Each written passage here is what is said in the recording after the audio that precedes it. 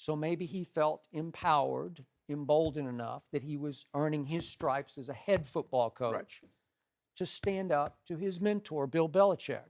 And before they played in the opening game of the following year at the Jets, Eric called him and said, Bill, look, I know what you do. I know you tape the defensive signals. He was there. He was part of the process, right? And he said, don't do it. Just don't do it to me. If you want to do it to anybody else, that's fine. But please don't do it to me. So he had been on the record up front. No hypocrisy here. He said, please don't do it. And Belichick said, yeah, watch this. And basically gave one of his proteges the middle finger. That's what he did. He sure did. Two of them, both of them, all the first half of the game, taped his defensive signals. Yep. And when the game was over, Eric, do the right thing, hardworking, play by the rules, Eric Mangini, said, I can't take this anymore. I told him not to do it. I'm going to turn him in. And if you want to say he ratted on his coach, that's fine. But if he did so, he did it the right way. You know, he did it up front. He declared himself before the game, and then he turned in Belichick after the game. And so, again, he doesn't need to regret this, even though I get it that he loves the Kraft family. He loved his time in New England. And I know he still loves Bill Belichick. And he learned so much from him. Yes. And he still just savors the time that he spent there. And he loves to talk about the good old days in New England. We get all that. I know he regrets that he burned that bridge to the ground. But he did it for the right reason. I still respect it, and I don't want him to regret it. Eric Mangini is my hero because it's very seldom do people do that and break ranks to be honest and tell the truth about a situation. Correct. So in that situation, I really respect him for being able to do that. My take is he shouldn't regret it because just like Belichick feels like I raised you, I gave you an opportunity, and you turned your back on me and ratted me out. Look at it from Mangini's standpoint where he says, I'm one of yours. Right. I'm one of your sons. You're the father figure. You mean to tell me you're going to cheat your own? You can't beat me without cheating? And I could see where he said, I can't take it. This is not right. This is a man I love and I respect. I'm one of his. And he's going to do me the way he does other people who he doesn't know or care about, but he cares about me. So I get it. I applaud Eric Mangini. I respect Eric Mangini. I'm going to take it a step further. In 2007, Roger Goodell sent a memo to all 32 teams because it was getting around that this was going on. And in the memo, it said, if you are taping signals from the sideline, stop it immediately. I repeat, he sent a memo to all 32 teams. If you are taping signals from the sideline, stop it immediately. If you want to tape signals from 100 feet, 200 feet up, have at it.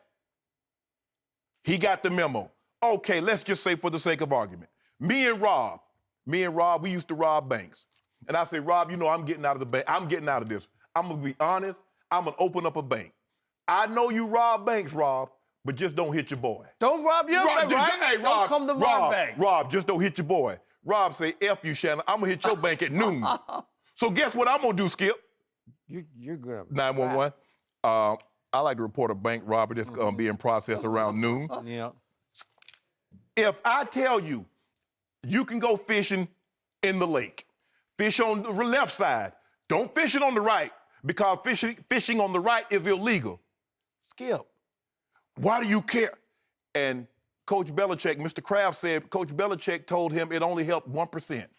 Considering the games are so close, a 1 point, a 2 point, that 1% is immense. But Shannon, when they say that, he wouldn't be doing it if it didn't help. So whenever I hear people give a degree of how much it helps or whatever, you wouldn't do it. Right? That's why we study all that tape to try to get tendencies. We want to know. Now the thing is, and it started kind of like when I was in Denver, we would get the TV copy because, you know, with the boom mics, we can hear. We were playing the San Diego Chargers, every time Junior Seau, God rest his soul, every time he said Vegas or Reno, we knew they were going to cover 2. So guess what we were doing? Every time we go into a formation, he holler Vegas or Reno, we would check and send Shannon down the middle. Because you knew it was open. Shannon had 13 catches for $156 and 3 touchdowns. You remember every down to the last detail. Exactly. Wow. You need to let it go, man. So you mean to tell me, because we knew they were going to Vegas or Reno, we get in certain formations, so you mean to tell me, because he had one group that was taping the same hand signals. The other group was taping the defensive coverages. So we know now when we're in this formation, and that's what that means. So think about this. The reason why a defensive player has a headset is because of Spygate. So now Wade Phillips can talk to Brandon Marshall just like Josh McDaniels can talk to Tom Brady. There's a reason why they bring the footballs in an armored car. They're talking about putting a chip in the football. There was a rule implemented. Coach Belichick was sending guys with an eligible number. Shane Vereen would come into the game with an eligible number, tell the referee, I am ineligible, to try to fool. See, if he does that, the officials are supposed to say 23 is ineligible, 78 is eligible. They didn't do that. Okay. So guess what now? You can no longer do that. So all these rules, and what the problem is with the Patriots, what people have, even the owners, when they catch owners, they call Mr. Blank. They say, we hear that you're pumping crowd noise in. He says, you got me. So whatever the penalty is, I'll pay it. They catch the Patriots, they say, prove it. That's why when you look at Bill Belichick, to me, when I hear people praise him and say he's the greatest coach who ever coached in the NFL and all that, there's no way he can have that claim because of all the stuff that we know about. Right. There's so many other things that we don't know, and we know he was fined $500,000 for Spygate. Don't tell me that it doesn't help or didn't help the Patriots. So why'd you do it? Right. That's why he did it. Who does things in what occupation or anything in life? Who does things that doesn't benefit them? Well, now Eric Mangini says, hey, it had no impact. Now that I look back on it, all I know is it was against the rules for a reason. Now, in perspective, Rob and I have covered a lot of baseball. In baseball, if you ain't cheating, you ain't trying. That's Right. the old saying, right? Yes. And so they're constantly trying to steal signals, and they would laugh at this rule. But there was a reason this rule is in place, because you could tape the defensive signals and then go in at halftime to decipher. And the competition committee agreed, this is no good for our game.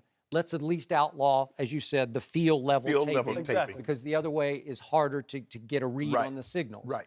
So I'm good with the rule. I'm good with what Eric did.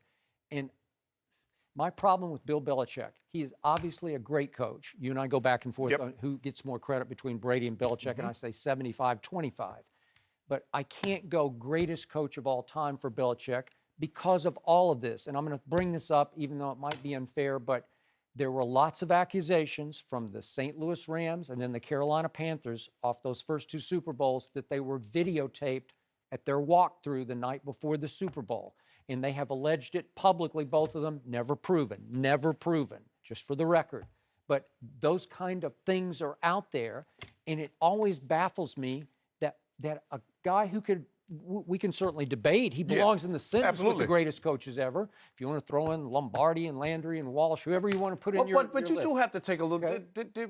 It's tainted. The Patriots run. Okay, but why would Belichick the is greatest tainted. coach, quote unquote, greatest coach ever, why would he have to stoop to any of these things to gain that edge? That's like rampant insecurity. If you're that great, you'll just say, I'll figure it out. I can beat you within the rules. I don't need to cheat or even bend the rule. And we know this was taught in New England because Josh McDaniels lost his job in Denver for doing the same thing. He tried to tape the 49ers in London, and he got caught. remember that. And Mr. B said, look, you got to go. That's true. That's a good point. You got to go because my reputation means more to me than Super Bowls. But that's because the apple doesn't fall far from the tree. And that was it. And Eric was trying to do it on a legitimate, upfront. He wanted to, like you were saying, Skip, he's that guy who believes in all the goodness and things are good, and I'm going to do it the right way. Even though Belichick gave me an opportunity and I know what they're doing, I want to do it my way and prove that I can coach football and win games, but you can't beat him. If you